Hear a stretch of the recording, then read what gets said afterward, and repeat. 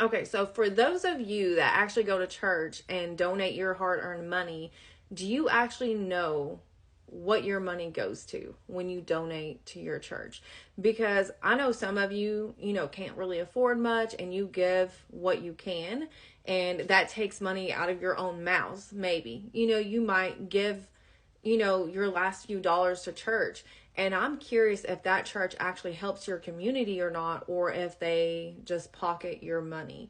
So I'm actually going to be testing and seeing if local churches in my area first are willing to help somebody that's in need when they call up and ask for help, or kind of like what the response is in general that they give me. I honestly don't know if they're going to be willing to help somebody in need, or if they're going to be like, no, sorry, we can't help you. And I honestly, like, my take on it, my personal beliefs, because I don't go to church, is that they're not going to want to help anybody that doesn't specifically want to go to their church, or interested in going to their church, or doesn't already attend their church. That's my view. That is my personal view. I want to be proven wrong. Okay, I want y'all to know that. I want to be proven wrong. But I am going to test it.